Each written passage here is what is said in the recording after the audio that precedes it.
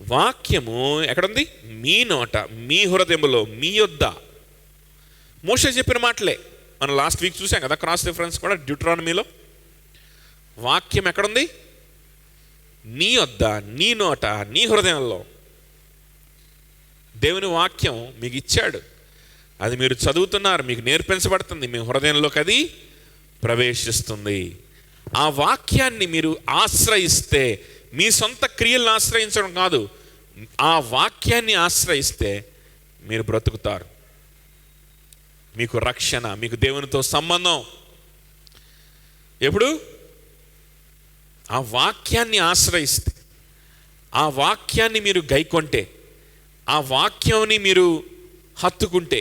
ఏముంది ఆ వాక్యంలో అంటే, ధర్మశాస్త్రం అంతా కూడా మనం, సారాంశం అంతా కూడా మనం చూస్తే అందులో ఏముంటుంది అని అంటే, దేవుణ్ణి ప్రేమించు, దేవుడు నిన్ను ప్రేమిస్తున్నాడు, నువ్వు దేవుణ్ణి ప్రేమించు, నువ్వు పాపివి, నీకు పరిహారం కావాలి, నీవు బలహీనుడివి, బలహీనురాలివి, నీకు బలమునిచ్చే బలవంతుడైన దేవునితో నీకు సంబంధ బాంధవ్యం కావాలి.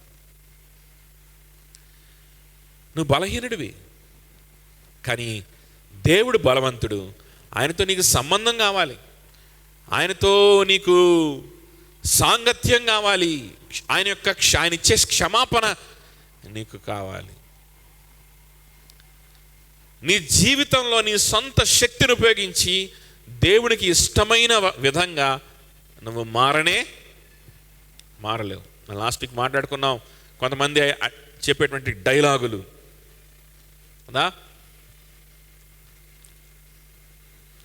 యేసుక్రీస్తు, సంఘము, సహవాసము, ప్రభుతో బ్రతకడము, ప్రభు గురించి తెలుసుకోవడము, యేసుక్రీస్తు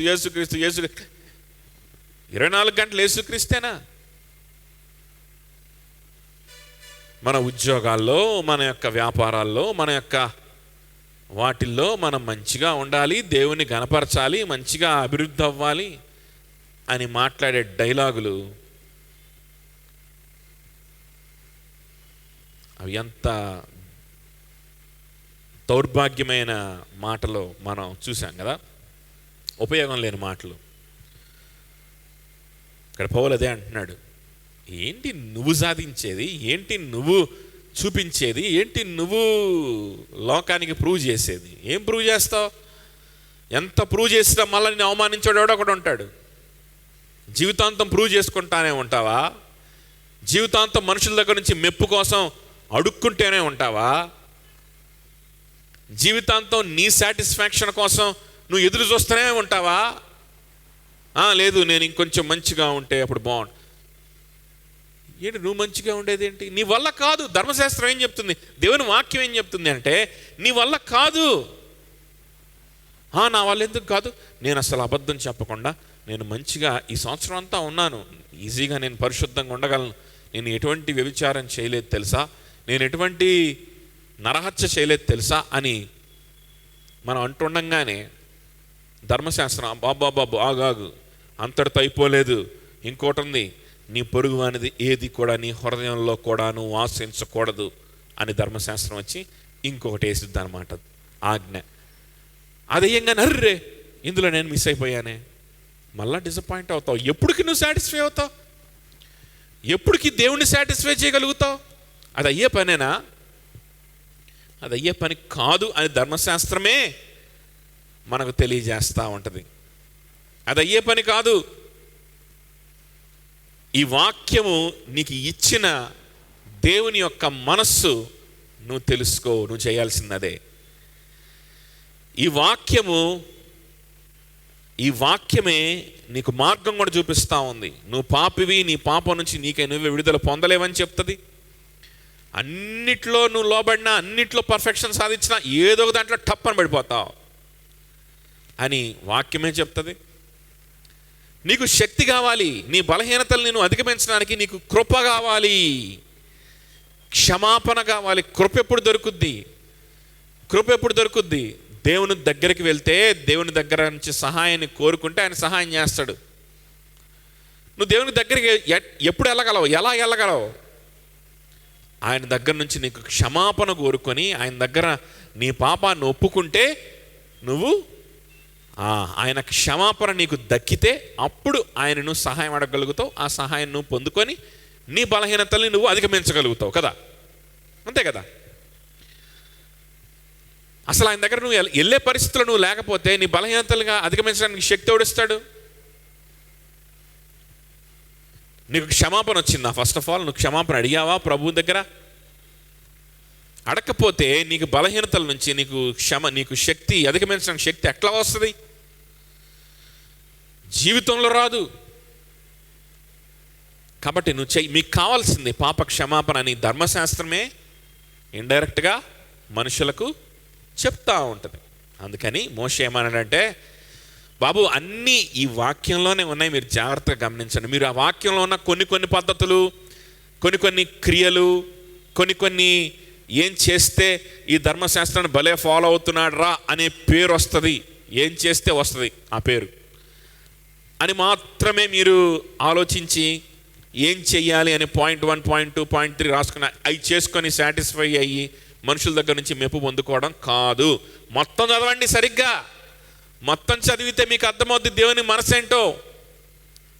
గొర్రె పిల్లని బలిమంటా ఉన్నాడు, ఎందుకో తెలుసా? ఆయన దగ్గరికి వెళ్ళి పశ్చాత్తాపడడానికి, ఆయన దగ్గర నీ పాపాన్ని ఒప్పుకోవడానికి. ప్రభా నేను పాపిని,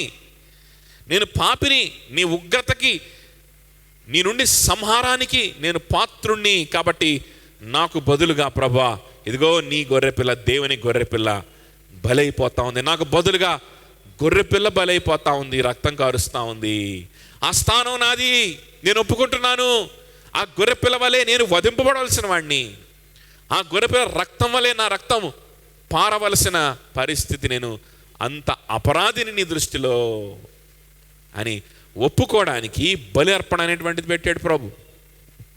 ఒప్పుకొని ప్రభు దగ్గర సాగిలపడితే ప్రభు దగ్గర క్షమాపణ మనకి దొరుకుతూ ఉంది.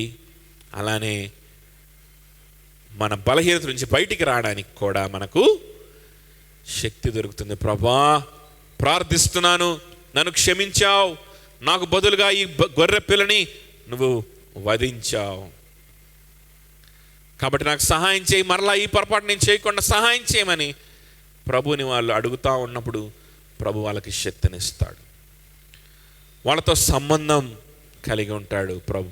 ఇది ప్రాసెస్ అంతా కూడా ఎక్కడ ఉంది? ధర్మశాస్త్రం, దేవుని వాక్యంలో ఉంది. అది సరిగ్గా చదివితేనే మీకు అర్థమైపోద్ది అసలు ప్రాసెస్ ఏంటో అని మోషే చెప్పాడు. అదే పౌలు కొంచెం మార్చి చెప్తున్నాడు. ఆ దినాన మోషే అదే చెప్పాడు, ఈ దినాన నేను కూడా అదే చెప్తున్నా. ఇదిగో ఈ వాక్యము మీ వద్దనే, మీ హృదయంలోనే, మీ నోటిలోనే ఉంది. ఆ వాక్యం ఏం చెప్తా ఉందంటే, దేవుని గొర్రెపిల్ల అయినటువంటి యేసు క్రీస్తు నీకు నాకు బదులుగా, నీకు నాకు కలగవలసిన స్థానాన్ని ఆయన తీసుకొని సిలువలో ఆయన బలైపోయాడు. నా మీదకి నీ మీదకి రావాల్సిన ఉగ్రత ఆయన త్రాగి వేశాడు, ఆయన భరించాడు. అర్థమవుతుందా? నా మీదకి రావాల్సిన దేవుని యొక్క అసహ్యం, దేవుని యొక్క కోపం, దేవుని యొక్క చిరాకు, దేవుని యొక్క ఏం చెప్పాలి, దేవుని యొక్క కోపం. పాపం అంటే అంత కోపం దేవునికి కదా, ఆయన పరిశుద్ధుడు. నా మీదకి న్యాయంగా రావాల్సినవి ఇవన్నీ ఆయన అడ్డం నుంచున్నాడు నాకు.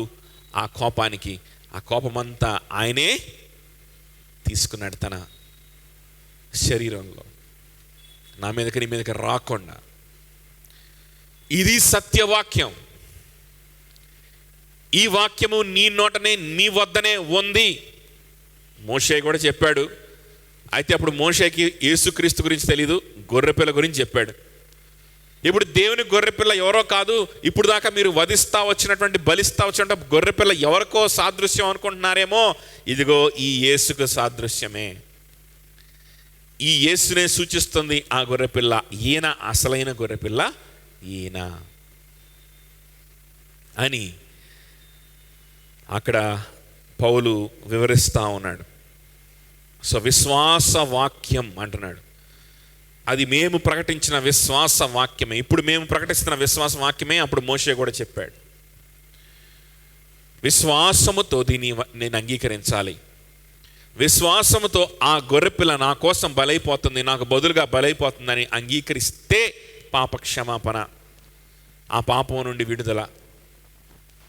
ఆ విధంగా విశ్వాసం ఉంచకపోతే, అంగీకరించకపోతే పాప క్షమాపణ లేదు, పాపం నుంచి విడుదల కూడా లేదు.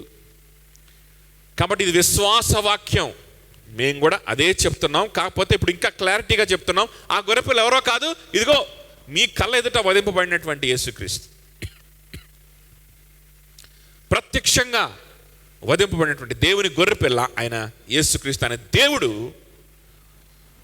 కుమారుని స్థానం తీసుకొని మనిషి యొక్క వేషాన్ని ధరించుకొని ఆయన బలైపోయాడు గొర్రెపిల్లలాగా. ఇది విశ్వాసవాక్యం. విశ్వాసం ఉంచితే చాలు, మీరు విశ్వాసం ఉంచితే చాలు. ప్రభా నా నిమిత్తను బలైపోయావు, ప్రభా నీ కుమారుని బలించావు, ప్రభా నా స్థానంలో నీ ప్రియ కుమారుని పెట్టావు.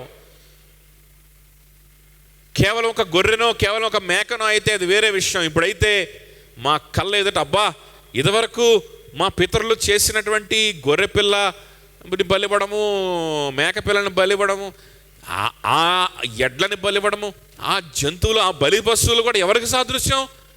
నీ సొంత కుమారుడికి సాదృశ్యమా? మానవ రూపంలో వచ్చినటువంటి దేవుడికి సాదృశ్యమా ఆ గొర్రె పిల్లలు, ఆ ఎడ్లు, ఆ ఎడ్ల యొక్క బలియాగాలు, లేకపోతే ఆ యొక్క జంతువు యొక్క బలియాగాలు దీనికి సిగ్నల్ చేస్తా ఉన్నాయా? ఇదా నీ ప్లాన్? ఇదా నీ యొక్క సంకల్పం?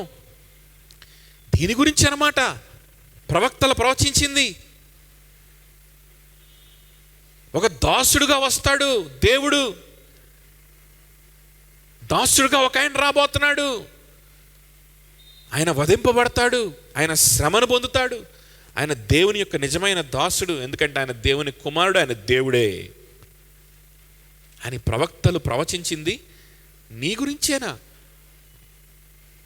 అని ఇప్పటికైనా తెలుసుకొని ఆయన యందు విశ్వాసం ఉంచి, ప్రభా ఇంత గొప్ప యాగము మా మీదకి నీ శిక్ష రాకుండా ఇంత గొప్ప యాగం నువ్వు చేశావు, ఇంత గొప్ప త్యాగం చేశావు, ఇంత గొప్ప ప్రేమ చూపించావు కాబట్టి మా హృదయం నీకే,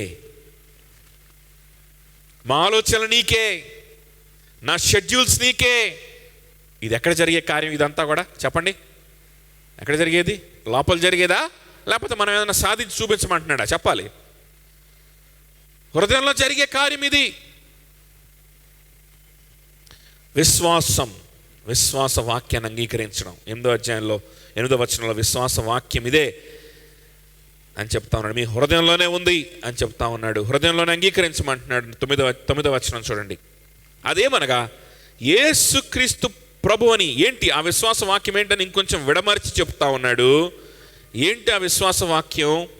మీ హృదయంలో ఎలా పనిచేస్తుంది, మన హృదయాల్లో ఎలా పనిచేస్తుందని కొంచెం వివరించి చెప్తున్నాడు. అదేమనగా యేసు ప్రభు అని నీ నోటితో ఒప్పుకొని, యేసును ఎలా ఒప్పుకొని? ప్రభు అని నీ నోటితో ఒప్పుకొని, దేవుడు మృతుల్లో నుండి ఆయనను లేపెనని నీ హృదయమందు విశ్వసించిన ఎడల నీవు రక్షింపబడుదువు. అది ఈ విశ్వాస వాక్యం మీ నోట్లోనే ఉంది. మీరు పైనుంచి చేసి దింపాల్సిన అవసరం లేదు, మీరేం పెద్ద పెద్ద చేసి మీరు సాధించాల్సిన అవసరం లేదు. విశ్వాస వాక్యాన్ని మీరు అంగీకరించాలి. ఏంటి విశ్వాస వాక్యం? ఎలా అంగీకరించాలి? సింపుల్. యేసు ప్రభు అని నీ నోటితో ఒప్పుకుంటావు, దేవుడు మృతుల్లో ఉండి ఆయనను లేపెనని నీ హృదయమందు విశ్వసిస్తావు. దాని అర్థం ఏంటంటే 2 విషయాలు ఇక్కడ జరుగుతున్నాయి, లేకపోతే 2 స్టెప్స్లో ఇక్కడ జరుగుతుంది అని కాదు. దయచేసి ఆ విధంగా మనం ఇంటర్ప్రిట్ చేయకూడదు ఈ వచనాన్ని. 2 స్టెప్స్లో జరుగుతున్నటువంటి విషయం అనుకో. 2 విధాలుగా ఆ కార్యం జరుగుతుంది, కానీ 2 స్టెప్స్ కాదు, 1 by 1 కాదు. ఫస్ట్ ఒప్పుకోవడం, తర్వాత హృదయంలో విశ్వసించడం కాదు. ఎందుకంటే ఆ ముందే చెప్పాడు, ఇది విశ్వాస వాక్యం, ఇది మీ హృదయంలోకి ఇవ్వబడతా ఉంది, మీ వద్దనే ఇది మీకు ఇవ్వబడతా ఉంది. నీ నోటిలో మీరు ఉచ్చరించడానికి ఇది ఇవ్వబడతా ఉంది అని ఆ ముందే చెప్పాడు. ఆ వాక్యం పేరేం చెప్పాడు? విశ్వాస వాక్యం అన్నాడు కదా, విశ్వాస వాక్యం. సో అక్కడ చేయాల్సిందేంటి? విశ్వసించడం. కానీ అదేదో సెకండరీ థింగ్గా మనకి ఇక్కడ కనిపిస్తుంది. కానీ చూడండి, మీరు ఈ విశ్వాస వాక్యాన్ని మీ హృదయమందు విశ్వసిస్తారు. మీ హృదయమందు విశ్వసిస్తారు. ఏం విశ్వసిస్తారు? దేవుడు మృతుల్లో నుండి ఆయనను లేపెను అని విశ్వసిస్తారు. ఎందుకు మృతుల్లో నుండి లేపడం అనేటువంటి దాన్ని చూస్ చేసుకున్నాడు ఇక్కడ ఈ విశ్వాసానికి? ఇంకా చాలా ఆ విశ్వాస వాక్యంలో ఇందా నేను చెప్పినవన్నీ ఉన్నాయి. యేసుక్రీస్తు మన కోసం రావడం, మనకు బదులుగా ఆయన మరణించడం, ఇవన్నీ ఉన్నాయి కదా. ఎందుకు మృతుల్లో నుండి లేవడం అనే ఒక్కదాన్ని చూస్ చేసుకున్నాడు అని అంటే, మృతుల్లో నుండి లేచాడు అని అంటే దానికి అర్థం ఆయన అధికారి అని. మృత్యువుని జయించాడు అంటే దాని అర్థం ఆయన పరిశుద్ధుడు అని. ఆయన పరిశుద్ధుడు అని అంటే దాని అర్థం ఆయన దేవుడు అని. అర్థమైందా? ఆయన దేవుడు అని. సో ఆయన దేవుడై ఉండి ఆయన మృతమైపోయాడు, ఆయన చనిపోయాడు, మరణించాడు అనంటే మానవుడిగా ఆయన ఈ లోకానికి వచ్చాడు, మానవుల స్వరూపాన్ని ఆయన ధరించుకున్నాడు అని. అయితే మానవుడి స్వరూపం ధరించుకున్నాడు, మృతమైపోయాడు, మరణించాడు. కానీ మరణంలోనే కొనసాగాడా అంటే కొనసాగలేదు. ఎందుకంటే ఆయన దేవుడు కదా, మానవ స్వరూపాన్ని ధరించుకున్నాడు. మన మీదకి రావాల్సిన దేవుని యొక్క ఉగ్రతని, దేవుని యొక్క అసహ్యాన్ని భరించడానికి, సహించడానికి, అవమానాన్ని సహించి నీ మీదకి అది రాకుండా ఆ వేదనని భరించాలంటే నాలాంటి నీలాంటి శరీరం, మాంసం ఉండాలి కదా. ఉండాలా వద్దా? నీ మీదకి నా మీదకి రావాల్సిన కొరడా దెబ్బలు ఆయన వీపు మీద పడాలి అంటే మనలాంటి వీపు ఆయనకి ఉండాలి కదా. నీ రక్తము నా రక్తము ఏర్లై పారాలి. మనం దిగంబరులుగా, దోషులుగా, చూడలేని పరిస్థితుల్లో, ఏ వ్యక్తి మనం చూసి అసహించుకునే పరిస్థితుల్లో మనం నిలబడాలి, మనం వేలాడాలి. అది దేవుని యొక్క కోపం, మన పాపానికి దేవుడిచ్చే శిక్ష. మరి ఆ శిక్షనంతటి మన మీదకి రాకుండా, మనకు ఆ దిగంబరత్వాన్ని ఇవ్వకుండా, మనకి ఆ యొక్క శాపాన్ని ఇవ్వకుండా, అవమానాన్ని ఇవ్వకుండా ఆయన భరించాలంటే మనలాంటి శరీరం, మనలాంటి అవయవాలు, మనలాంటి దుస్తులు వేసుకొని, మనలాంటి మాంసము రక్తముతో ఆయన రావాలా వద్దా? రావాలి. కాబట్టి వచ్చాడు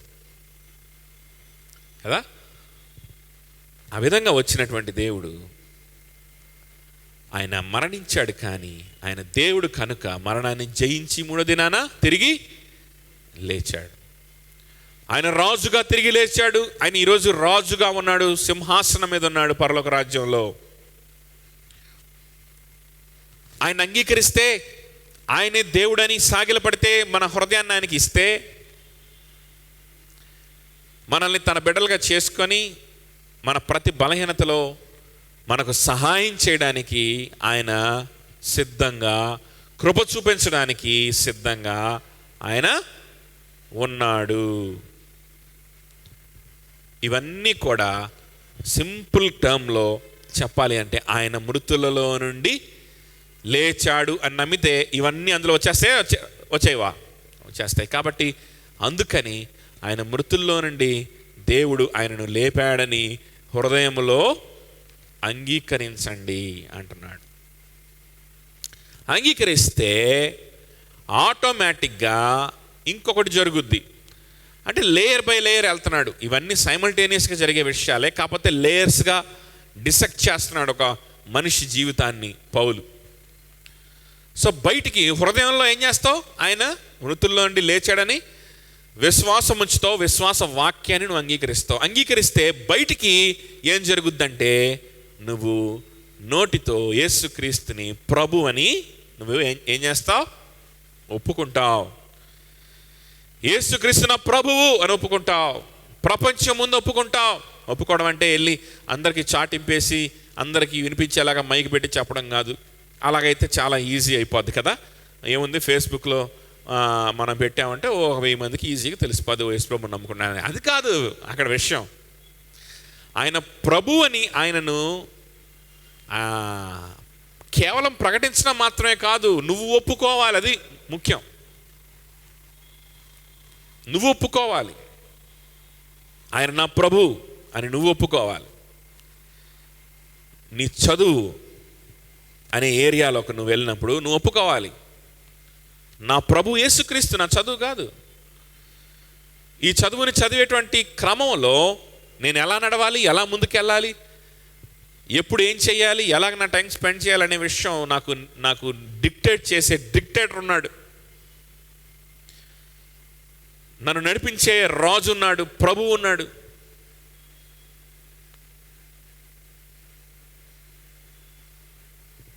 డెస్పో అనేటువంటి గ్రీక్ పదం వాడబడిందనమాట. లార్డ్ అనేటువంటి దానికి, లేకపోతే రాజు అనేటువంటి దానికి గ్రీక్లో కురియోస్ అనే పదం వాడతారు. కానీ యేసుక్రీస్తు గురించి వాడబడినటువంటి ఒక పదం ఏంటో తెలుసా? డెస్పో. డెస్పో అంటే ఏంటో తెలుసా? నియంత అని అర్థం. డెస్పో అంటే ఏంటో తెలుసా? డిక్టేటర్ అని అర్థం. Not just a king, but he is a dictator. Yes, I accept Christ as my dictator. That's what you need to do. నీ హృదయంలో ఆయన మృతుల్లో నుంచి లేపబడ్డాడని కనుక నువ్వు అంగీకరించినట్లయితే, ఆయన దేవుడని, ఆయన నీ కోసం మానవుడిగా వచ్చాడని, నీ కోసం మరణించాడని, తిరిగి లేచాడు నువ్వు కనుక అంగీకరిస్తే, బయటికి జరిగే విషయం ఏంటంటే నీ నోటితో నువ్వు ఆయనను నీ యొక్క రాజుగా నువ్వు అంగీకరించకుండా నువ్వు ఉండలేవు. నువ్వు అంగీకరిస్తావు. లేకపోతే ఈ రకంగా చెప్తున్నాడు పౌలు, ఒక వ్యక్తిని అబ్జర్వ్ చేద్దాం అని ఈ విధంగా ఒక లెసన్ చెప్తున్నాడు అనుకుందాం. పౌలు ఒక వ్యక్తిని అబ్జర్వ్ చేద్దాం. ఆ వ్యక్తి రక్షింపబడాలి అని అంటే, ఆ వ్యక్తిని రక్షింపబడ్డాడు అన్నదానికి సూచన ఏంటి అని అంటే, ఆ వ్యక్తి నోటితో క్రీస్తును ఏమని అంగీకరిస్తాడు? ప్రభు అని అంగీకరిస్తాడు. ఓకే, నోటితో ప్రభు అని అంగీకరిస్తున్నాడు. ప్రతి విషయంలో ఆయన ప్రభు అని అంగీకరిస్తూ ఉంటాడు. నా వివాహ విషయంలో ఆయనే ప్రభు, నా చదువు విషయంలో ఆయనే ప్రభు, నా ఎంటర్టైన్మెంట్ విషయంలో ఆయనే ప్రభు, నా డబ్బు విషయంలో ఆయనే ప్రభు, నా చదువు అన్ని విషయాలు ఆయనే ప్రభు, నా స్నేహాల విషయంలో ఆయనే ప్రభు, నా రిలేషన్షిప్స్ విషయంలో ఆయనే ప్రభు. I don't have a life of my own. నా సొంత జీవితం, ఇది నా సొంత సమయం, ఇది నా సొంత రిలేషన్షిప్, ఇది నా సొంత ఎఫైర్, ఇది నా సొంత ఆలోచన, ఇది నా సొంత అంబిషన్, ఇది నా సొంత గోల్ ఉండవు. హీ ఈస్ ద కింగ్ అని నోటితో ప్రతి విషయంలో ఏం చేస్తాం? మనం ఒప్పుకుంటాం. ఒక్కొక్కసారి ఆ లార్డ్షిప్ అంటారు దీన్ని. ఒక్కొక్కసారి ఆ లార్డ్షిప్ కింద మనం ఉండలేకపోవచ్చు.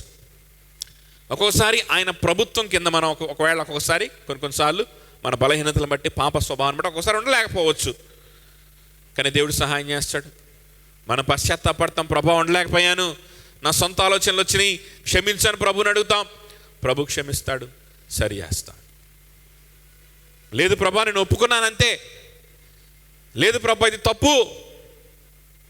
అలా కాకుండా తప్పేముందండి, మనకు ఒక లైఫ్ ఉంటే తప్పేంటి? You can never be saved. You can never say that you are going to heaven. No matter how many good deeds you might be doing. నువ్వు ఎన్ని మంచి క్రియలు, పుణ్య కార్యాలు చేయొచ్చు కనుక కాక, ఎంతమంది దగ్గర నుంచి మెప్పు సంపాదించుకోవచ్చు గాక, ఎంతమంది దగ్గర నుంచి సాక్ష్యం సంపాదించుకోవచ్చు గాక. నీ గురించి సాక్ష్యం చెప్పేవాళ్ళు చాలామంది ఉండొచ్చు. ఎంత సంపాదించినా సరే ఈ మాట నువ్వు చెప్పలేకపోతే, లేదు నాకంటూ జీవితం లేదు అన్న మాట నువ్వు చెప్పలేకపోతే, కనీసం చెప్పినట్టుగా మనం ఉండలేకపోవచ్చు. నేను ఉండలేకపోతున్నాను అనేక మార్లు. మనం అందరం బలహీనతలు కలిగి ఉన్న వాళ్ళమే. కానీ కనీసం చెప్పలేకపోతే ఎన్ని పుణ్యకార్యాలు చేసినా పరలోక రాజ్యానికి నువ్వు దూరంగానే ఉన్నావు, దేవునికి నువ్వు దూరంగానే ఉన్నావు అన్న సంగతి మర్చిపోకూడదు. సో ఒక వ్యక్తిని చూసినప్పుడు ఆ వ్యక్తి రక్షింపబడిన వ్యక్తి అయితే కనుక బయటికి ఏం చెప్తా ఉంటాడంటే, అన్ని ఏరియాస్లో నా ప్రభు యేసే, నా ప్రభు క్రీస్తే, నా ప్రభు క్రీస్తే అని చెప్తాడు. సరే చర్చికి వెళ్తే వెళ్ళావులేమ్మా, చర్చికి వెళ్ళావు బాగానే ఉంది, వస్తున్నావు బాగానే ఉంది. ఈ చదువు విషయంలో నువ్వు మంచిగా అందరూ ఎలాగెళ్తున్నావు, నువ్వు అలాగెళ్ళు.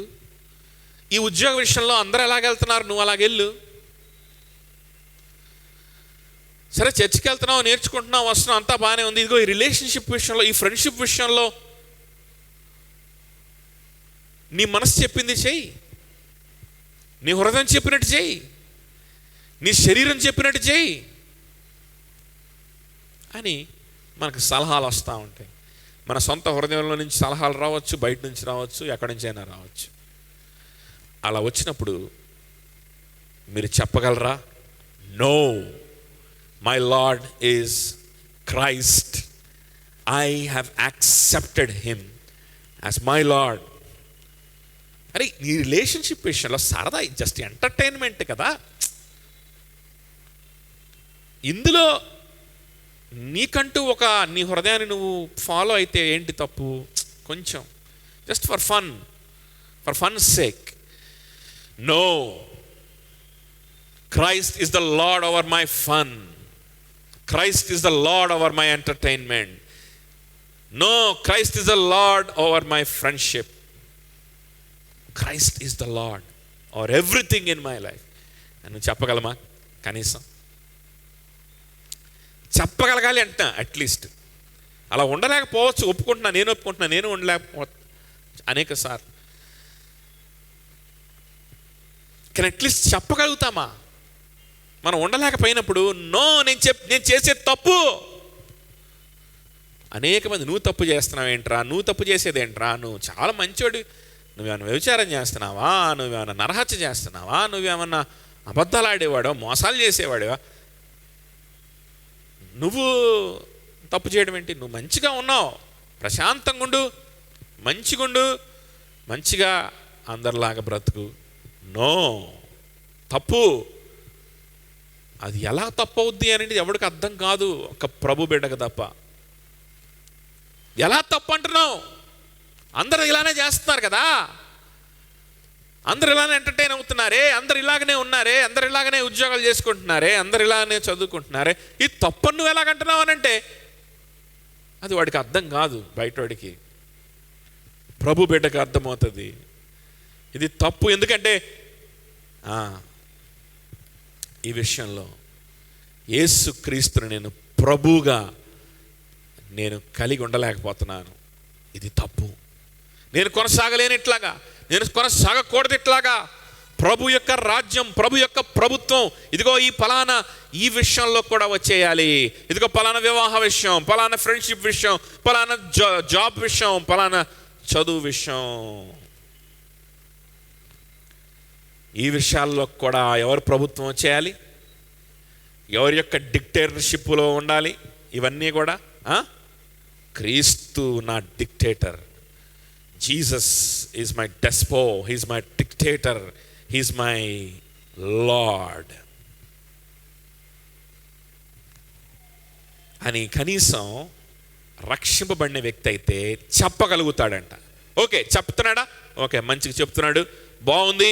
ఎందుకు చెప్తున్నాడు అని అంటే కొంచెం డిసెక్ట్ చేసి ఇంకొంచెం హృదయం లోపలికి వెళ్ళామంటే, బయటికి ఎలాగెలా చెప్పాడు, బయటికి ఇలా చెప్తే సరిపోద్దా? కొంతమంది బయటికి చెప్తారు అంతే, కరెక్టేనండి, బలహీనతలో ఉన్నానండి, బలహీనతలో ఉన్నాను, దేవునికి దూరంగానే ఉన్నాను, దగ్గర అవ్వాలి అంటుంటారు. జీవితాంతం అదే కోత కోస్తా ఉంటారు. నిజమే బ్రదర్, దేవునికి దగ్గర అవ్వాలి అంటుంటారు. దుఃఖం ఉండదు, బాధ ఉండదు, ఆ విషయంలో ఎటకారంగా అంటుంటారు అన్నమాట. ఏదైనా మీ అంత కాదులే బ్రదర్, కొంచెం మేము లోకస్తులం. లోకస్తురాలు అయితే చస్తావు, నరకానికి నువ్వు వెళ్తావు, దేవుని ఉగ్రతకి పాలవుతావు. ఈరోజు కాదు, నీకు అర్థం కావట్లా, డబ్బు ఉంది, ఉద్యోగం ఉంది అని చెప్పి ఎటకారం చేస్తున్నావేమో దేవుని యొక్క తీర్పుని, దేవుని యొక్క ఉగ్రతను గురించి. లేకపోతే మరణించి ఆయన ఎదుట నిలబడితే ఏం మొహం పెట్టుకుంటావు? ఆయన ఉగ్రత నీ మీదకి వస్తే నరకానికి కదా వెళ్ళేది. ఆ సంగతి అర్థం చేసుకోరు. జీవితాంతం ఇలానే ఎటకారంగా మాట్లాడుతూ ఉంటారు. ఒప్పుకుంటున్నానుగా కనీసం, ఆ పాపం వ్యక్తి ఒప్పుకుంటున్నాడు పాపం కనీసం, కాబట్టి విశ్వాసిగానే పరిగణిద్దాంలే. నో, ఆ వ్యక్తి ఒప్పుకుంటున్నాడంటే ఆ వ్యక్తి హృదయంలో ఒకటి జరగాలి. ఆ జరిగిన దాన్ని బట్టి ఒప్పుకోవాలి. కానీ ఊరికే నోటితో ఒప్పుకుంటే సరిపోద్దా అని అంటే కాదు. నీ హృదయము ఓకే, నోటితో ఒప్పుకుంటున్నాడు, వాడి హృదయం ఎలాగుంది అని వాడి హృదయాన్ని లోపలికి డిసెక్ట్ చేసుకొని లోపలికి వెళ్ళి చూస్తే హృదయంలో యేసుక్రీస్తు దేవుడు ఆయనను మృతుల్లో నుండి లేపాడని ఆ విశ్వాస వాక్యాన్ని బట్టి, విశ్వాస వాక్యాన్ని అంగీకరించి ఆయన హృదయంలో విశ్వసిస్తూ ఉంటాడు. అది హృదయంలో జరుగుతున్న ప్రక్రియ. విశ్వసించిన వాడు ఎలాంటి డెసిషన్స్ తీసుకుంటాడు, ఎలాంటి ఒప్పుకోలు ఉంటుంది వాడి నోట్లో అనంటే బయటికి ఎలా కనిపిస్తాడంట, ఎలాంటి ఒప్పుకోలు ఉంటుందంట, క్రీస్తు ప్రభు అని ఒప్పుకుంటా ఉంటాడు. ఇది రక్షణకు సూచన. యేసు ప్రభు అని నీ నోటితో ఒప్పుకొని దేవుడు మృతుల్లో నుండి ఆయనను లేపని నీ హృదయం ముందు విశ్వసించిన ఎడల నీవు రక్షింపబడదు. యాక్చువల్గా ఇది పౌలు ఎందుకు చెప్తున్నాడంటే, చూసుకోండి, ఇది ఉంటేనే రక్షింపడినట్టు, లేకపోతే రక్షణ లేదు అని బెదిరించడానికి కాదు. కాంటెక్స్ట్ అది కాదు. యాక్చువల్గా కాంటెక్స్ట్ అది కాదు. పౌలు ఎందుకు చెప్తున్నాడు తెలుసా? ఇంత సులువయ్యా, ఇది పద్ధతి, అసలు పద్ధతి ఇది. ఇంత క్లారిటీగా ఉందో చూడండి. మీరు ఫాలో అవుతున్నారే పద్ధతి, అదే క్లారిటీ లేని పద్ధతి. మీరు ఫాలో అవుతున్నారే, ఏ పద్ధతి ఫాలో అవుతున్నారు? నేను క్రైస్తవుడిగా లేకపోతే ఒక దేవునికి సంబంధించిన వాడిగా, సంబంధించిన దానిగా ఉండాలంటే నేను ఎలాగుండాలి? నిష్టగా ఉండాలి, నియమము నిష్టలతో డిసిప్లిన్ లైఫ్లో ఉండాలి, అందరి ముందు మంచి పేరు సంపాదించుకోవాలి, తల్లిదండ్రుల చేత మంచి పేరు సంపాదించుకోవాలి, బంధుమిత్రుల చేత మంచి పేరు సంపాదించుకోవాలి, క్లాసులో మంచి పేరు సంపాదించుకోవాలి, మంచి మార్కులు తెచ్చుకోవాలి, మంచిగా ప్రార్థన చేసే పిల్ల అని పేరు తెచ్చుకోవాలి, అందరూ నన్ను పొగడాలి. వీలైతే ఏదన్నా స్వస్థతో లేకపోతే ఏదైనా అద్భుత కార్యం కూడా జరిగితే అప్పుడు నేను చెప్పుకొని నాకు మంచిగా జరిగిందని నేను నా డప్పా నేను కొట్టుకుంటా. అప్పుడు నా రక్షణ, నేను రక్షింపడ్డాననే ఒక నిశ్చయతలోకి వస్తా. ఈ పద్ధతి చాలా కన్ఫ్యూజింగ్ పద్ధతి. ఎందుకంటే ఏ క్రియ చేస్తే నువ్వు రక్షింపబడతావు? ఏ క్రియలు చేస్తే నీకు ఫుల్ సాటిస్ఫాక్షన్ వస్తుంది? నీ జీవితంలో పరిశుద్ధంగా అన్ని విషయాల్లో మంచిగా ఉండగలవా? ఏ విషయంలో నువ్వు సాక్ష్యం సంపాదించుకుంటే నీకు సాటిస్ఫాక్షన్ వస్తుంది? ఏ విషయంలో నువ్వు సాక్ష్యం మెప్పును సంపాదించుకుంటే నువ్వు సాటిస్ఫై అవుతావు? ఒక విషయంలో సంపాదించుకుంటావు, ఇంకో విషయంలో పోగొట్టుకుంటావు.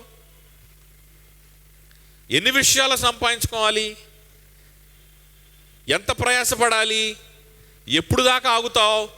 ఎప్పుడు దాకా అసలు నీకు క్లారిటీ ఉందా? రక్షణ అంటే ఏంటో, రక్షణ పడ్డం అంటే ఏంటో క్లారిటీ ఉందా? ఆ విషయంలో సరి చేసుకుంటే రక్షింపడినట్ట. మరి ఈ విషయమో, మనుషుల దగ్గర నుంచి మంచి పేరు తెచ్చుకుంటే రక్షింపడినట్ట. మరి చదువు మంచిగా చదివితే అప్పుడు రక్షింపడినట్లా? మరి పుణ్యకార్యాలు చేస్తే, దాన ధర్మాలు చేస్తే రక్షింపడినట్లా?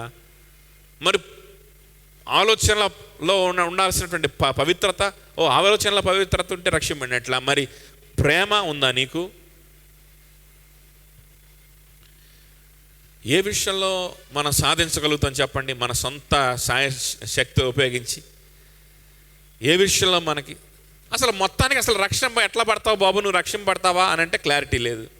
బాప్తిజం తీసుకుంటామనంటే ఆకాశం వైపు చూస్తాం. ఎందుకంటే రక్షణ గురించి గజిబిజి గందరగోళంగా ఉంది మనస్సు. కాబట్టి పౌలు, మీరు గందరగోళ పడబాకండి, అంత గందరగోళ పడాల్సిన అవసరం ఏముంది? సత్యవాక్యము మేము ప్రకటిస్తున్నాం. మోషే కూడా చెప్పాడు, ఆ వాక్యం విశ్వాసవాక్యం. ఏ వాక్యం? విశ్వాసవాక్యం. ఆ వాక్యం మీద మీరు విశ్వాసం ఉంచితే చాలు. అసలు పద్ధతి ఇది. చూడండి, హృదయంలో విశ్వసించు ఫస్ట్. ఆయన యేసుక్రీస్తు, ఆయన ప్రభు అని, ఆయన దేవుడని, ఆయన ప్రేమ గురించి ఆలోచించు ఫస్ట్.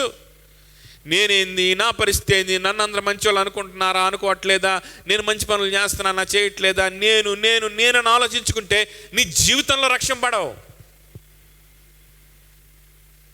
నాకు సాక్ష్యం ఉందా, నేనేం సంపాదించుకోవాలి, నేనేం చెయ్యాలి, నేనెట్లా ఉండాలి, నేనెట్లా పర్ఫెక్ట్ అవ్వాలి ఆలోచించుకుంటా నీ చుట్టూ నీ ఆలోచనలు తిరిగితే నువ్వు ఎలా రక్షణ పడతావు? నీకు అసలు అర్థం కూడా కాదు రక్షణ అంటే ఏంటో. నువ్వు ఆలోచించాల్సింది వీటి గురించి కాదు, యేసు గురించి ఆలోచించావు ఎప్పుడైనా? దేవుని గురించి ఆలోచించావు ఎప్పుడైనా? ఆయన మనసు ఏంటో ఆలోచించావు ఎప్పుడైనా? ఆయన ఎంతగా నీతో మాట్లాడుతున్నాడో నువ్వు ఆలోచించావు ఎప్పుడైనా? ఆయన ఏం మాట్లాడుతున్నాడో, ఆ వాక్యం ఏం వాక్యమో నువ్వు ఆలోచించావు ఎప్పుడైనా? అది విశ్వాస వాక్యం. దేవుడు ప్రేమించి పాపులను రక్షించడానికి, వారి బదులుగా మరణించడానికి లోకానికి వచ్చాడు. విశ్వాసవాక్యం. ఆయన దేవుడు గనక తన ప్రాణం పెట్టుటకు అధికారం ఉంది, తీసుకున్నటకు అధికారం ఉంది. తిరిగి 3వ దినాన్ని తిరిగి లేచాడు, పరలోకమున సింహాసనం మీద ఉన్నాడు. తను అంగీకరించిన వారికి సహాయం చేయడానికి ఆయన సిద్ధంగా ఉన్నాడు. వారి రక్షణ కొనసాగించడానికి ఆయన సిద్ధంగా ఉన్నాడు. వారిని పరిశుద్ధపరచుకోవడానికి ఆయన అధికారం కలిగి ఉన్నాడు. అసలు ఈ ప్రేమను గురించి నువ్వు మెడిటేట్ చేస్తున్నావా? దీని గురించి ఆలోచించకుండా ఇంకేంటేంటేంటో నేనేం సాధించాలని ఆలోచిస్తే ఎప్పటికి వస్తావు నువ్వు దేవుని దగ్గరికి? ఆ విధంగా బోధించేవాళ్ళు, ఆ విధంగా మిమ్మల్ని కన్ఫ్యూజ్ చేసేవాళ్ళు ఉన్నారు. కాబట్టి మీరు కన్ఫ్యూజ్ అవ్వకండి. అదిగో ఆ యూదులు మిమ్మల్ని ఆ విధంగా కన్ఫ్యూజ్ చేస్తున్నారు, వాళ్ళ మాటలను బట్టి మీరు కన్ఫ్యూజ్ అవ్వకండి. విశ్వాస వాక్యం మీ చేతిలో ఉంది. ఈ విశ్వాస వాక్యం గురించి మీరు ఆలోచించడం ప్రారంభించండి. అప్పుడు మీరు హృదయంలో విశ్వసిస్తారు. హృదయంలో విశ్వసించినప్పుడు మీరు నోటితో ఏం చేస్తారో ఆయనే ప్రభు అని అన్ని విషయాల్లో ఆయన అధికారానికి లోబడతారు. అది రక్షణ. మీ సొంత మీరు ఫాలో అయ్యే పద్ధతి కంటే, బయట మత నాయకులు చెప్పే పద్ధతి కంటే ఇది ఎంత సంతోషకరమైన పద్ధతి, అవునా కాదు? ఇది ఎంత సులువైన పద్ధతి, ఇది ఎంత హృదయానికి సంబంధించిన పద్ధతి, ఇది ఎంత ప్రేమ కలిగిన దేవుడు మనకి ఇచ్చినటువంటి పద్ధతి.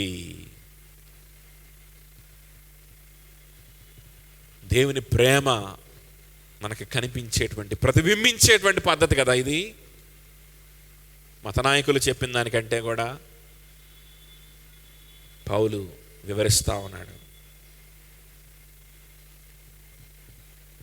10వ వచనం, ఏలయనగా నీతి కలుగునట్లు మనుష్యుడు హృదయములో విశ్వసించును, రక్షణ కలుగునట్లు నోటితో ఒప్పుకొనును. చూడండి, ఇది కూడా 2 స్టెప్స్లో జరిగే విషయం కాదు. నీతి కలుగునట్లు ఒక మనుషుడు హృదయములో, ఫస్ట్ ఏమో చూడండి, అందుకనే 2 వచనాలు 9, 10. 9లో ఏం చెప్పాడు? నోటితో ఒప్పుకోవడం. నెంబర్ 2 హృదయంలో విశ్వసించడం గురించి చెప్పాడు. 10లో ఏమంటున్నాడు?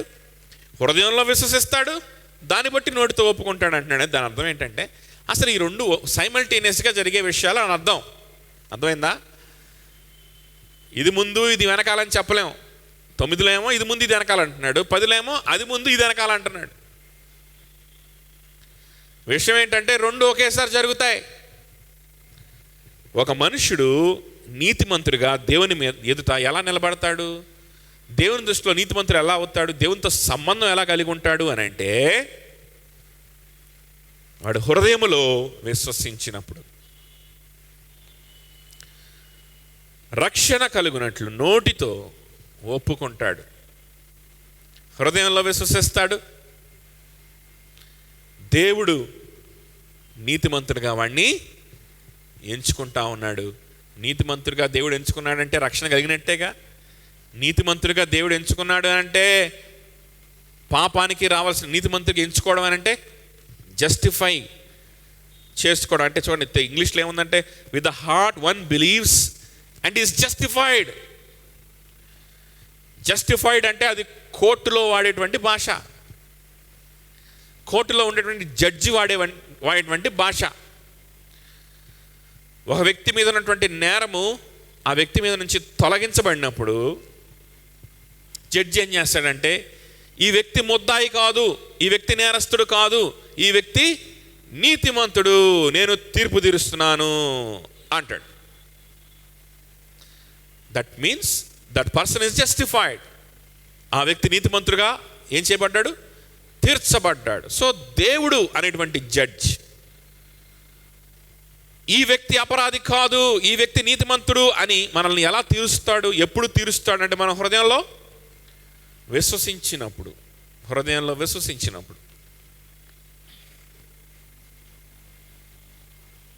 ఆయన తీర్పు తీర్చాడు అంటే మనకి శిక్ష పడలేదనేగా అర్థం, శిక్ష నుంచి రక్షింపడ్డామనేగా అర్థం. మళ్ళీ ఆ మాట అంటే ఈ రెండు మాటలు రెండు డిఫరెంట్ టైమ్స్లో జరిగేవి అని మనం అని చెప్పలేము. జస్టిఫికేషన్ ఒకసారి జరుగుద్ది, రక్షణ ఒకసారి జరుగుద్ది, కన్వర్షన్ ఒకసారి జరుగుద్ది అని స్టెప్ బై స్టెప్ జరిగే విషయాలు కాదు ఇవి. అసలు ఆర్డో సాల్యూటిస్ అనేటువంటిది లేకపోతే రక్షణ క్రమం అనేటువంటిది సైమల్టేనియస్గా జరిగే విషయాలే. అర్థమవుతుందా? దేవుడు తిరిగి జన్మింపచేయడం, విశ్వాసం ఉంచడం, హృదయంలో విశ్వాసం ఉంచడం, నీతిమంతులుగా తీర్చబడడం, ఆయనను ప్రభువుగా నోటితో అన్ని విషయాల్లో ఒప్పుకోవడం, కన్వర్షన్ ఒప్పుకోవడం, ఇవన్నీ కూడా సైమల్టేనియస్గా జరిగేటువంటి విషయాలు. శాంక్టిఫికేషన్లోకి ఎంటర్ అయిపోవడం సైమల్టేనియస్గా జరిగిపోయే విషయం. తర్వాత శాంక్టిఫికేషన్ అనే దగ్గర మాత్రం మనం నీతిమంతులుగా తీర్చబడ్డం, లేకపోతే చెయ్యబడ్డం, తీర్చబడుతున్నాం ఒకేసారి. కానీ నీతిమంతులుగా ఆ నీతి మనలోకి రావడం, లేకపోతే ఆ పరిశుద్ధత మనలోకి రావడం అనేది అది ఒక కొంచెం టైం టేకింగ్ ప్రాసెస్. సో అది తర్వాత జరిగేటువంటి విషయం. ఆ తర్వాత గ్లోరిఫికేషన్ అంటే మహింపరచబడ్డం, దేవుని రాజ్యంలో వారసులుగా నిలబడ్డం అనేటువంటిది కూడా ఫ్యూచర్లో జరిగేటువంటి విషయం. అయినా ఈ శాంక్టిఫికేషన్ అనే విషయం కూడా దేవుని హృదయంలో ఆల్రెడీగా జరిగిపోయి ఉంటుంది. మనల్ని పరిశుద్ధులనే స్థానం దేవుడు ఇచ్చేసి ఉంటాడు. మనము మహిమపరచబడుతున్నాం అనే స్థానం కూడా దేవుడు ఆల్రెడీ ఆయన హృదయంలో ఇచ్చేసి ఉంటాడు. మనలో ఇంకా అది నెరవేరలేదు, కానీ దేవుని హృదయంలో అయితే అన్నీ నెరవేరిపోతాయి, అన్నీ సైమల్టేనియస్గా జరిగిపోతాయి. మన జీవితంలో మాత్రం ఈ శాంక్టిఫికేషన్ అండ్ గ్లోరిఫికేషన్ అనేది కొంచెం టైం మనకి తీసుకుంటాయి. కానీ రీజనరేషన్, ఫెయిత్, రిపెంటెన్స్, కన్వర్షన్,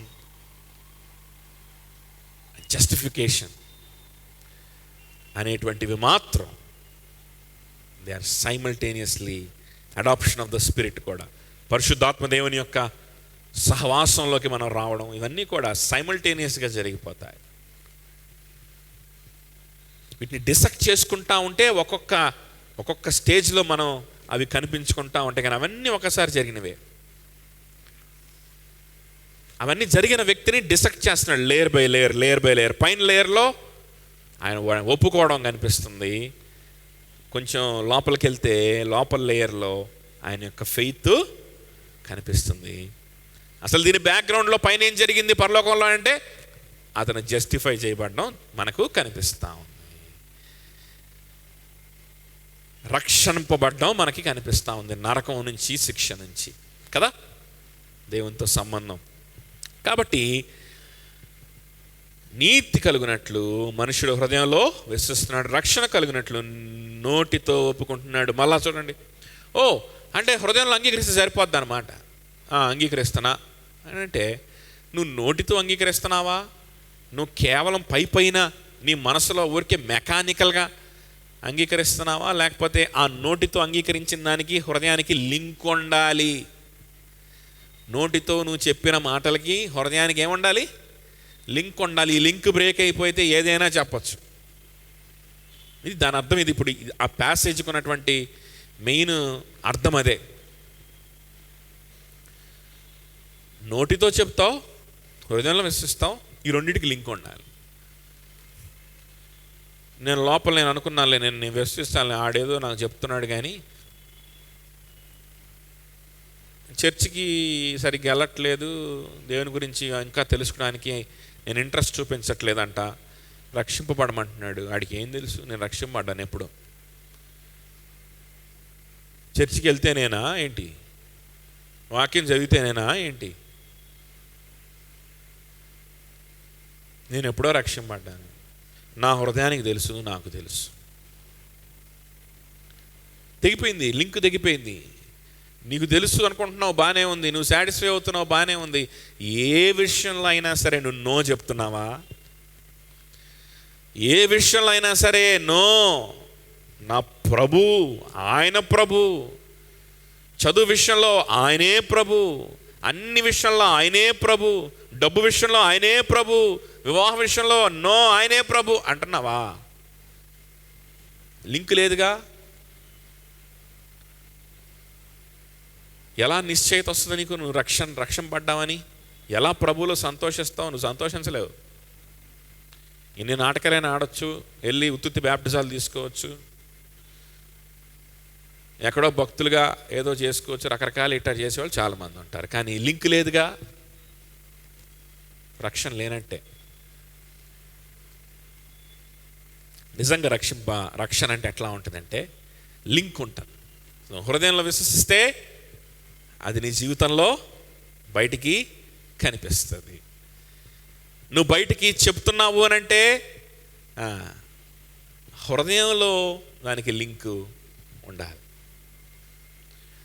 అవును, సొంతగా నిర్ణయాలు తీసుకున్నాను, దేవుని గురించి పెద్దగా నేను పట్టించుకోలేదు, సొంతగానే నిర్ణయం తీసుకున్నాను, కొంచెం ఇంట్లో ఒత్తిడిని బట్టి, మనుషుల దగ్గర నుంచి వచ్చే ఒత్తిడిని బట్టి సొంతగానే నిర్ణయం తీసుకున్నాను, నాకు బాధగానే ఉంది, నాకు కూడా అర్థమవుతుంది. ఏంటి అర్థమైతే ఏంటి అని నాటకాల మాటలు మాట్లాడతాం, కానీ లింక్ ఉండదు.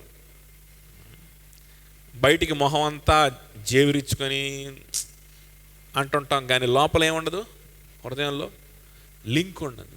చెప్పే మాటలకి హృదయానికి డిస్కనెక్ట్ ఉందన్నమాట, కనెక్షన్ లేదు. నీ బలహీనతను బట్టి ప్రభువుని నీ ప్రభువుగా, లేకపోతే ఈ క్రీస్తుని నీ ప్రభువుగా నువ్వు కలిగి ఉండలేని పరిస్థితిని బట్టి నీ హృదయంలో నువ్వు వేదన చెందుతున్నావా? నిజంగా ఉందా, లింక్ ఉందా? నీ హృదయంలో బాధపడుతున్నావా లేదా? పైకి నోట్లో నాటకాలు ఆడుతున్నావా? నిజంగా రక్షణ అంటే ఎట్లా ఉంటుందో తెలుసా? అమ్మయ్య, నేను రక్షింపబడ్డాను, నేను ప్రభువు సంబంధించిన దాన్ని, ప్రభువు నన్ను వదులుకోడు అని నువ్వు ఎప్పుడు నిశ్చింతగా ఉండొచ్చో తెలుసా? నువ్వు చెప్పే మాటలకి హృదయానికి లింక్ ఉన్నప్పుడు. లింకు లేకుండా మాటలు మాట్లాడుతున్నామనంటే 100% రాసి పెట్టుకోవచ్చు, నేను వెళ్ళేది నరకానికి, దేవునితో నాకు సంబంధం లేదంతే.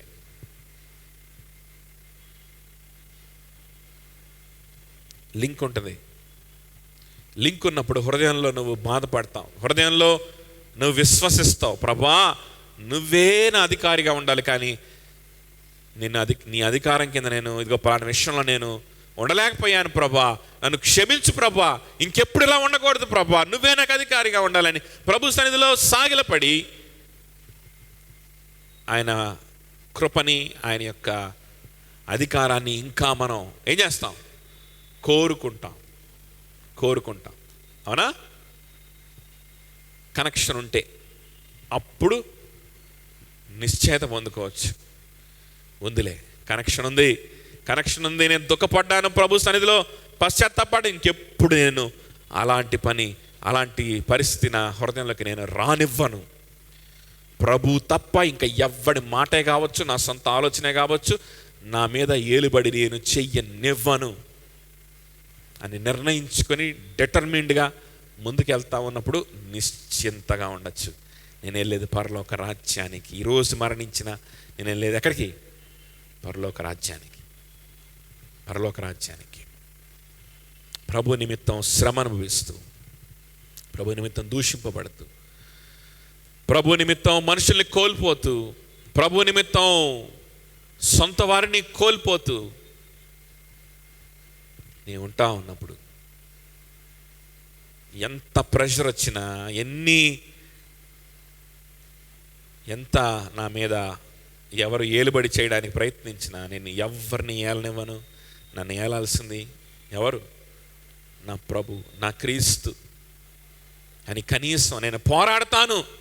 ప్రభా నన్ను కాపాడు, ప్రభా నన్ను ఇతరుల అధికారం నుంచి కాపాడు, ప్రభా నన్ను సహాయం చేయని కనీసం ఆ మొర పెట్టుకునేటువంటి బ్రతుకు నీకుందా? లేకపోతే పర్లేదులే, యేసుక్రీస్తు రాజుగా ఉండే కంటే మా సీనియరో మా ఫ్రెండ్సో నాకు రాజుగా ఉన్నారనుకో, చక్కగా నన్ను చదువుకోవడానికి మోటివేట్ చేస్తారు. యేసుక్రీస్తు ఏం చేస్తాడు? చదువుకోవడానికి మోటివేట్ చేస్తాడా? చేయడు. యేసుక్రీస్తు ఏం చేస్తాడు? ఆయన పద్ధతులు, ఆయన క్రియలు, ఆయన సువార్త, ఆయన సంఘం అంటాడు,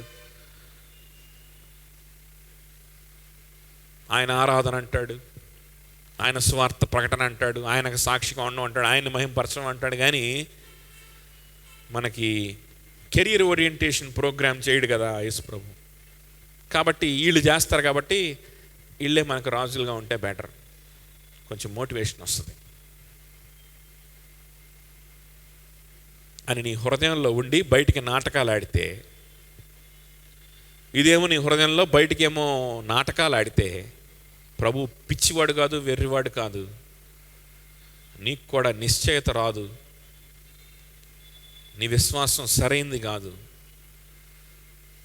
నువ్వు పరలోక రాజ్యానికి వెళ్తున్నావు, ప్రభు యొక్క క్షమాపణ కోరు, నీకు దొరికిందన్న దానికి ఎలాంటి రుజువు కూడా లేదు. ఎందుకు ఇంత కాంప్లికేట్ చేసుకోవడం అవసరమా? ఇన్ని నాటకాలు అవసరమా? సింపుల్గా ఇన్ని నాటకాలు అవసరమా?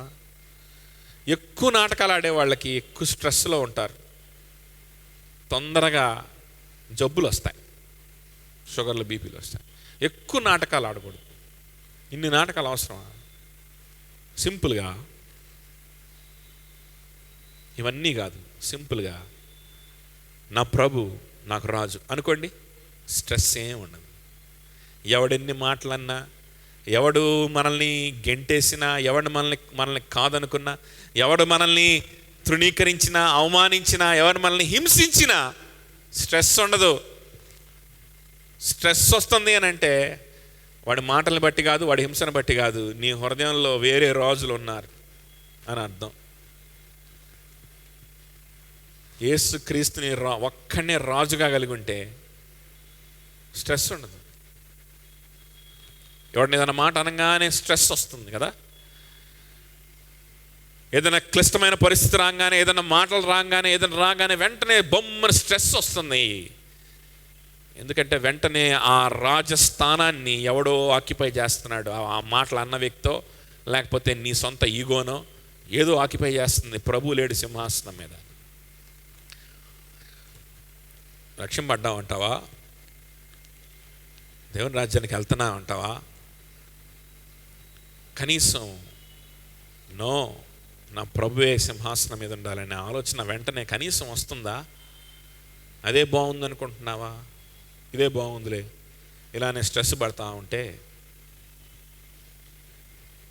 నేను రెండింటినీ బ్యాలెన్స్ చేయొచ్చు కదా. కావాల్సి స్ట్రెస్ని కోరుకుంటా ఉంటారు, స్ట్రెస్ పడతా ఉంటే రెండింటిని ఏం చేయొచ్చు? ఆ పడవ మీద ఆ కాలు, ఈ పడవ మీద కాలు వేసి రెండింటినీ బ్యాలెన్స్ చేయొచ్చు. అప్పుడు డబ్బుకు డబ్బు, అంతస్తుకు అంతస్తు, కులానికి కులం, బంధువులకు బంధువులు అందరూ ఉండాలి. మళ్ళా ప్రభుతో కూడా ఉన్నట్టు రెండు బ్యాలెన్స్ చేయొచ్చులే. ఈ నాటకాలు ఆడితే కలిగేది నరకం, దూరమయ్యేది ప్రభుకి, నష్టపోయేది నువ్వే.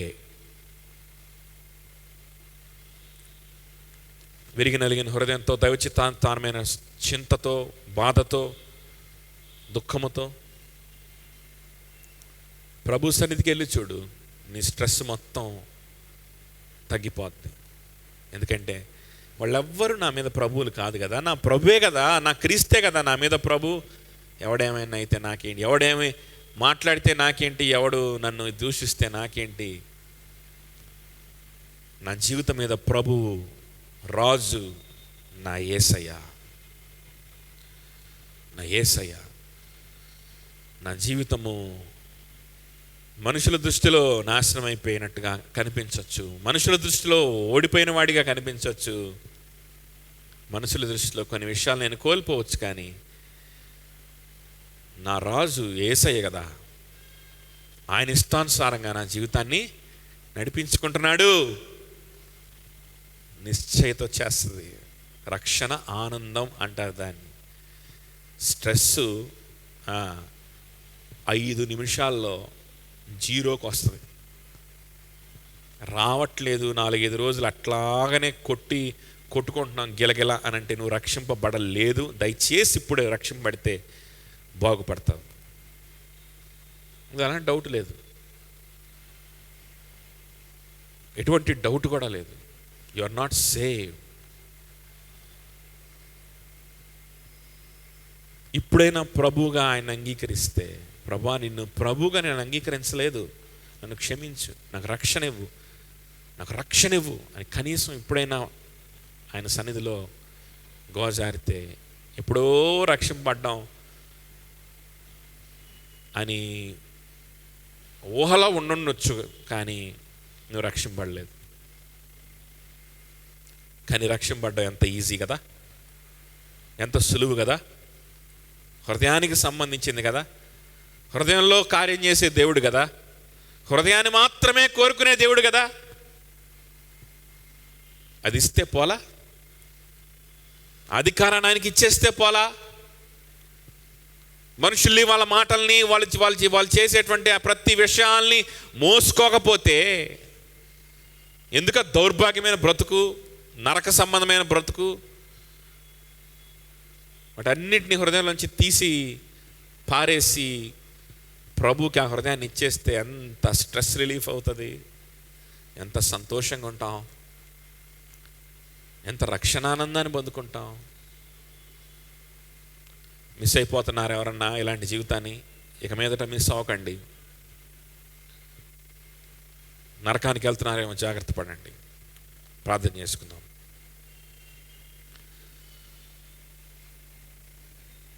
మనం మిక్కిలిగా ప్రేమించిన పరలోకమా తండ్రి, మరొకసారి మీ పాద సన్నిధికి వస్తా ఉన్నాం. సహాయం చేయండి. నిన్ను రాజుగా, ప్రభువుగా అంగీకరించే భాగ్యం మాకందరికీ కల్పించండి తండ్రి. మనుషుల మాటల కంటే, పరిస్థితుల కంటే, మా హృదయం కంటే నీవే మాకు రాజుగా ఉండాలి, మీరే నాకు ప్రభువుగా ఉండాలి, మమ్మల్ని డిక్టేట్ చేసేవాడిగా మీరే ఉండాలి. అలా ఉన్నప్పుడు మాకు రక్షణ, అలా ఉన్నప్పుడు మాకు సంతోషం, అలా ఉన్నప్పుడు మాకు తృప్తి, అలా ఉన్నప్పుడు మాకు ఆరాధన, అలా ఉన్నప్పుడు మాకు నిశ్చయత, నిరీక్షణ. కాబట్టి అనుగ్రహించండి, మీరే మహిమ పొందండి. నజరేసు నామములో బ్రతిమాలు వేడుకొంచున్నాం తండ్రి. ఆమేన్.